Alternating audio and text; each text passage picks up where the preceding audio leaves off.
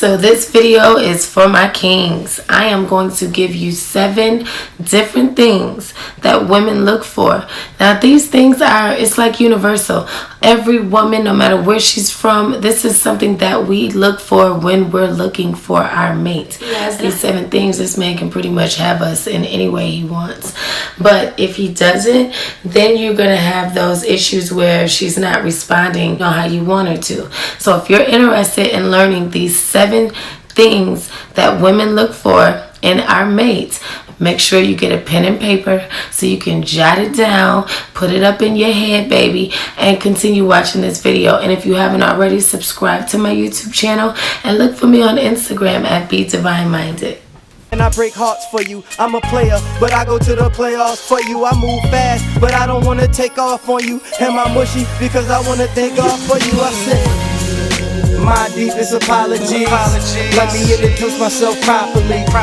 I'm your future and your prophecy. Navigate the way to the top, girl, just follow me. I love playing Monopoly. Your body is my property. Your mind is my motivation. Play your cards right, you get the whole world out of me. Alright, so first on my list of my 7 different things that women look for when we are searching for our mate. Number 1, we love men who provide. Because if you think about it, the man that is the leader of the household, the man that takes care of his responsibilities at home, at work, at his business, wherever, this is a man that all women, we're just going to naturally submit to. Most men that handle their business and that are providers, they walk with a certain confidence that men who don't provide, they just don't have that same swagger. Women love to be provided for. Women love to be secure, and security is like number 1 on the self-preservation. Alright, so number 2, men that get shit done. Women will always go after men who don't just speak about it, but they be about it. You know, they set their goals, and they're not just telling you about their goals, but they're actually going out there making their goals happen. So an example would be, instead of a man saying, oh, one day I want to open up, a restaurant. And then you have another type of man, which I would call the alpha man, who said, oh yeah, babe, I just wrote up a business plan for my restaurant. And what I'm going to do is I'm going to save this amount of money by this time, and I'm going to make this happen. Or I got to make a couple investments, or I'm going to go and talk to these few people, and I'm going to make this happen by this date. And this is what I'm actively doing now to already have this started. Do you get what I'm saying? It's not just a dream or a goal for the future. You actively see this man working towards his dreams and his goals. You see it. So the number 3 is men that do what they want and not what they can. It is so annoying when a man tell me, oh, I'm going to try, or I'm going to see if I... No, don't see. We want the man that's going to get it done. Either it's a yes or a no. We don't want a man that does what he can. We want a man that does what he wants. He knows what he wants, and he's going to go after it. Really don't need anyone's approval, and that is just so sexy. It's a turn on when a man knows what he wants. 4 really should have been number 1 because it's accountability. Women love men who take accountability. You know your faults, you know what you do wrong, and you take accountability for it. You can learn from your past mistakes, and you actually, you're growing. And if you make a mistake, you have no problem saying, my bad, I won't do that again, or damn, I fucked up. This is so sexy when a man can take accountability for what he does and just know when he fucked up and know when he could have did better. That is just so sexy. Those are the type of men we go for, because those type of men, it's like they don't need to be corrected. They understand what they did wrong and they correct themselves. Such an alpha. 5. These type of men, they don't have to hang out in crowds. Now, you can find them alone.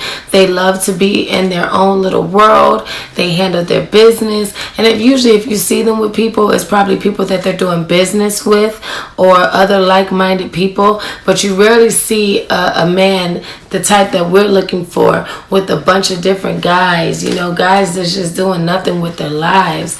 They're always with a crowd. They always MOB, money over bitches, or, hang with my boys before bros, before hoes, all that stuff. Like, real women are not turned on by that. Real women love men who like women. Women are not attracted to men who have to hang in large crowds, or who have to be a part of a clique, or who feel they have to be at every place or everything that their friends, got going on. Like, women are not attracted to that. Women like leaders. Women like men who do their own thing, who can be okay by themselves, who don't always have to be in a crowd, and they're not followers.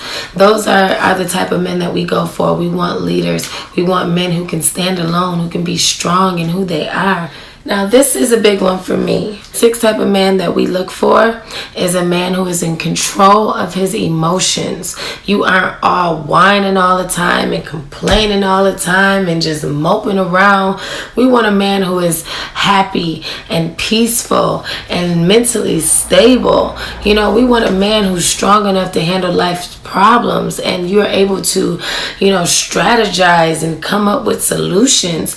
Women like men who are emotionally stable. We don't want you crying and whining, because that is our job, fellas. You always nagging and complaining. We don't want that. That's like us being with another woman. No, we don't want that. We want a man who's emotionally stable. Complaining and whining and crying about some stuff. You come home from work, you just whining and nagging and complaining. We want men that's going to get stuff done. We don't want a man that's going to waste that energy on complaining and whining and all that stuff, because we need you to be strong, because we already whining and complaining and crying and all that stuff. You know what I mean? So that is a big thing, guys. Please be emotionally stable.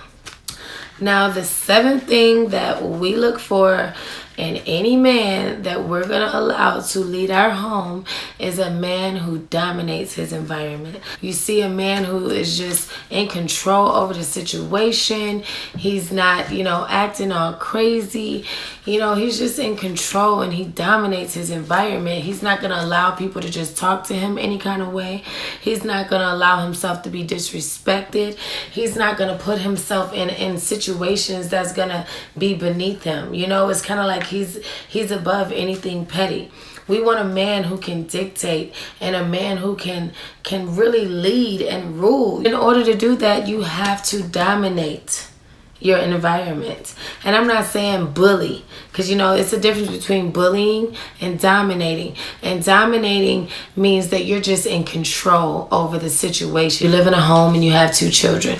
When daddy comes home, everybody knows what daddy rules is, and they respect him. He don't have to come in and be yelling and arguing and all of that, because again, that is going back to being emotionally unstable. We want a man who is able to come in the home, and just his presence alone makes you want to submit. Just his presence alone makes you want to just, because he demands nothing but respect, and that's from anybody around him. And he don't have to yell or be forceful to get it. He can be in a very calm voice and say, baby, bend over and do this for me. You know what I'm saying?